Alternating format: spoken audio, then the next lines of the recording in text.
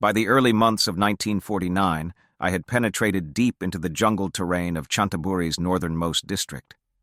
I'd been hiking on remote trails for months, and my meditation was back to full strength. One evening, while I was seated on the ledge beneath an overhanging rock, my mind experienced an occurrence that left a lasting impression on me. I was meditating non-stop at that time, trying to uproot the remaining defilements that obstructed my path. Suddenly and unexpectedly, my mind dropped into a state of profound stillness, where not a single thought disturbed its sublime tranquility. Except for a very refined awareness that seemed to suffuse everything throughout the entire universe, absolutely nothing else appeared. The whole world appeared to be filled with this subtle quality of knowing, the effect of which was truly amazing. Whether I actively investigated the body or rested quietly in samadhi, stray thoughts did not intervene. The mind remained effortlessly bright and clear for hours. From that day forward, the mind continued to contemplate all aspects of the body for many hours at a stretch.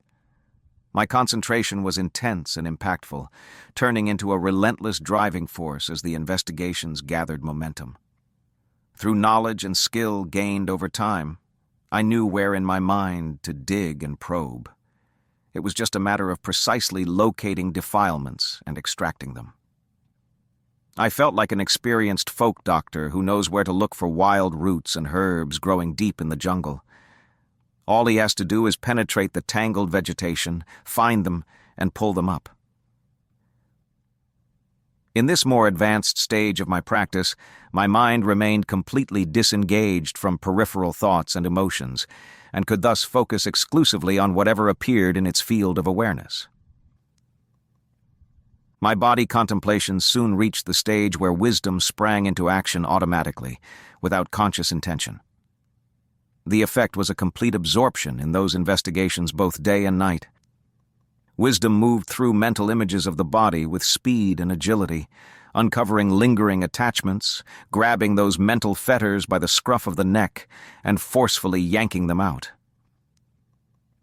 The mind spun relentlessly through every part and every aspect of the body, searching for the root causes of craving and delusion.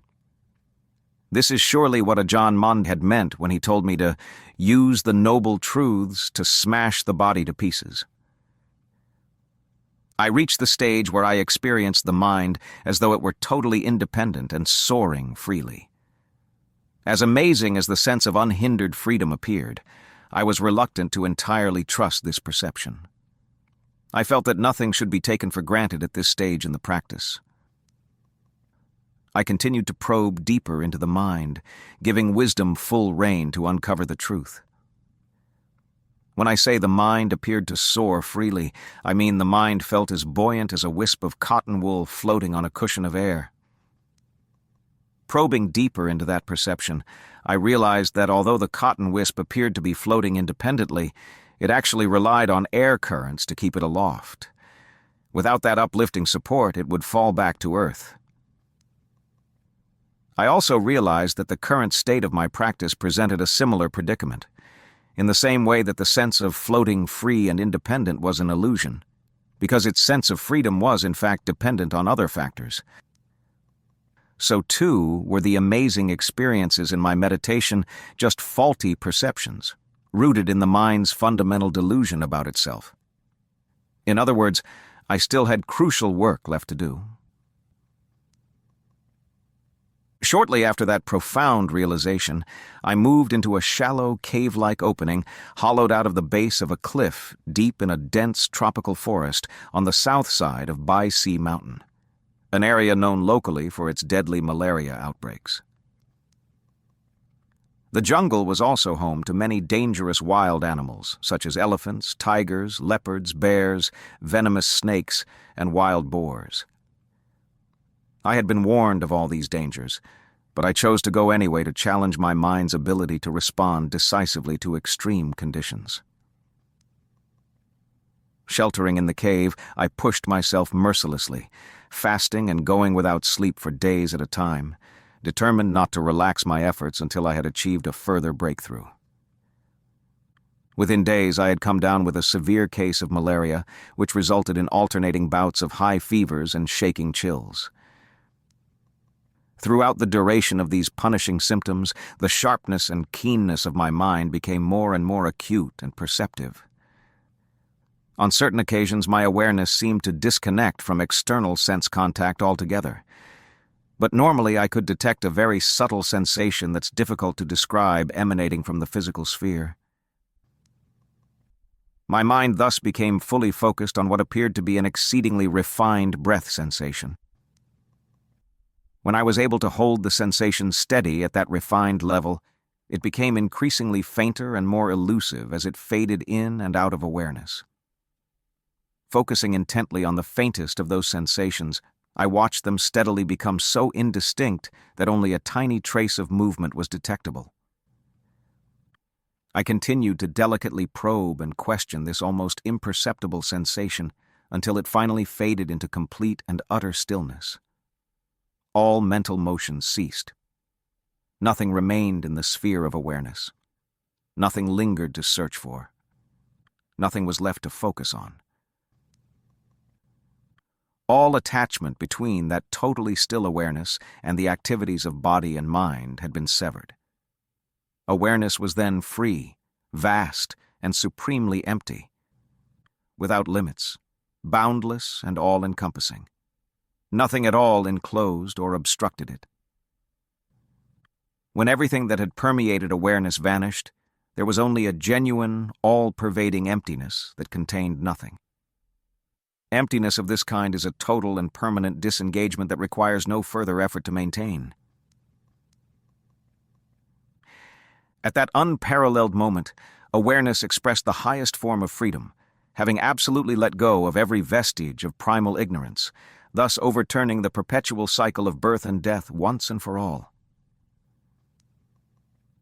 After disabling delusion's all-encompassing network of ignorance with one powerful and decisive stroke, wisdom's insight delivered a fatal right hook to the chin of the champion of samsaric existence, knocking it out cold, never again to rise from the mat. In the singularity of that moment, I finally came face to face with the Lord Buddha. I don't mean to boast, but that's the only way I can describe it. I realized unequivocally that attachment to the cycle of birth and death, repeated endlessly over countless lifetimes, was rooted in a universal ignorance of the truth. Free from that attachment now, the world of ignorance no longer found a foothold in an awareness that was absolutely pure and at one with Nibana. Beyond that, I can find no words to convey the truth, because that singular purity lies outside the realm of conventional language. Ordinary people who try to wrap their heads around it are bound to be left bewildered. I finally rid myself of delusion and confusion by battling toe-to-toe with the demon of ignorance until the power of supreme wisdom broke through its last line of defense. Supported by the combined forces of faith, effort, mindfulness, samadhi, and wisdom, all of which had been well trained during countless lives of Buddhist practice, the ramparts of ignorance were stormed, and the great demon was slain in its previously impregnable samsaric fortress.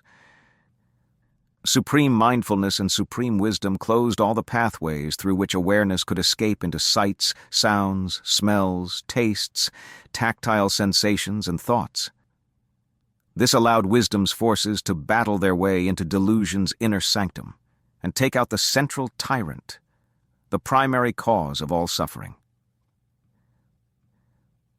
When awareness finally let go of body and mind, only the amazingly pure Dhamma remained, an occurrence inexpressively more astounding than anything I had ever experienced before in my years of meditation. The plaintive song that I had overheard a lady in the north sing many years before rang true. Suffering of body and mind consumes my thoughts and feelings. Suffering binds me so tightly. That suffering, the suffering of body and mind, had now flipped over to become ease of body and mind. The verse, "Suffering binds me so tightly," had been transformed into "Happiness embraces me so tightly." My spontaneous reaction was, how incredible! I've seen the truth that I've sought for so long. Nibana is inherent within the realm of human existence, but it is not something specifically human. Nibana cannot be found in the elements of earth, water, fire, or wind, nor in anything of the physical universe. Figuratively, we may say that Nibana is a realm of absolute freedom. But in truth, Nibana is a natural principle innate within all of us. It has no physical characteristics whatsoever. The five senses cannot know it. Philosophy cannot reveal it. Science cannot verify it. Even extensive study of the Buddha's teachings cannot reach Nibana unless the teachings are diligently put into practice. Only by practicing Buddhist meditation can the mind make the adjustments needed to realize Nibana. All of the many past Buddhas and their countless Arahant disciples did just that, allowing the truth to arise unequivocally within their minds. If you want to dispel doubts about the ultimate consequences of your actions, you must resolve these uncertainties internally by practicing meditation until you clearly realize the truth of these things for yourself.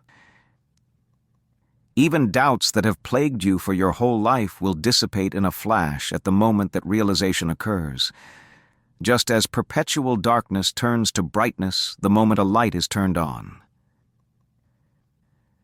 The truth of the Buddha's teachings will be revealed to those who practice the teachings with diligence and an unwavering determination to discover the truth. To fully realize the truth about their own potential for release from suffering, seekers of the way must strive to become spiritual warriors on the path to liberation. Their hearts need to have a firm resolve that can boldly stand up to their internal enemies, finding the strength of purpose to fight with all their might, without becoming weakened or disheartened, and without retreating when the struggle appears too difficult. When this kind of fighting spirit is exhibited in the pursuit of Dhamma, then time and place are not relevant to the quest for truth. Regardless of whether it is the Buddha's age or our present age, Nibbana can always be attained by those who earnestly follow the way to freedom. The true Dhamma always exists in the present moment, the timeless present, here and now. At the moment awareness passed beyond the tangled jungles of samsaric existence, wonder and amazement arose in me as I sat alone amidst the mountainous wilderness of northern Chanthaburi. It was clear that ignorance had ceased creating future births in the various realms of sentient existence. What remained was a completely pure awareness. As the sun rose above the mountain peaks, I bowed deeply in my heart to the Buddha, Dhamma, and Sangha, those three absolutely pure jewels which had been fused into the one unconditioned element of Nibbana. A heart filled with Dhamma reflected with immense gratitude on everyone who had so graciously assisted me in reaching the land of freedom. I felt a deep sense of gratitude for the many sacrifices my parents had made on my behalf. It was impossible to assess the value of all their love and care for me. A moment of rapturous joy arose at the thought that I could now truly repay my great debt of gratitude to them. My gratitude for Ajahn Jhia's love and compassion knew no bounds. He had taken this worthless-looking old rag, tamed and refined its coarse and clumsy exterior, and polished the gold concealed inside until it had shone forth unhindered in all directions.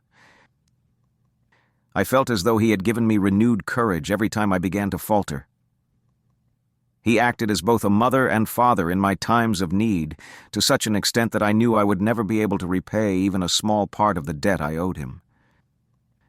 He was living proof of that which knows. Sailing on the raft of his compassionate guidance, my heart had reached the other shore.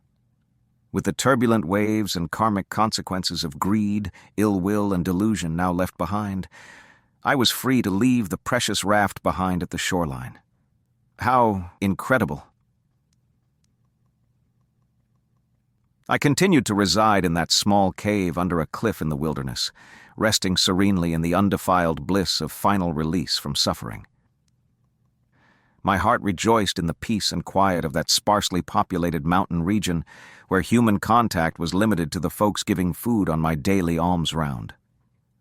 That wild, uncivilized jungle area was inhabited by good, honest, moral people. Even jungles with dense forests, tangled vegetation, and wild animals aren't as dangerous as the civilized jungles of human society. Places overrun with entangling defilements where greed, hatred, and delusion are constantly on the prowl. These ferocious mental tigers inflict deep internal wounds, gradually eroding a person's physical and mental health until the damage becomes acute. Such injuries are extremely difficult to treat. Though the wounds tend to fester menacingly, those who are afflicted usually neglect their injuries, hoping they will somehow heal by themselves. As the 1949 hot season neared and the sweltering heat and humidity began intensifying in the high jungles of northern Chanthaburi, I made my way back down to the marshy seashore communities of my youth. Relieved by then from all encumbering burdens, both mental and physical, I somewhat reluctantly returned to Saingam Forest Monastery to resume my responsibilities as temporary abbot of the small monastic community there, which of course meant living again amid the thorns and brambles of mundane society. Initially, I had contemplated taking the excellent Dhamma in my heart and teaching it to the people in my hometown. But eventually I concluded that it was beyond the spiritual power and ability of those people to grasp the radically profound nature of that supreme Dhamma. When I reflected on it, I felt disheartened by the prospect of trying to explain the amazing nature of that attainment to others, and so decided to remain silent when I returned. After taking up my former position as abbot, I began to contemplate my next move.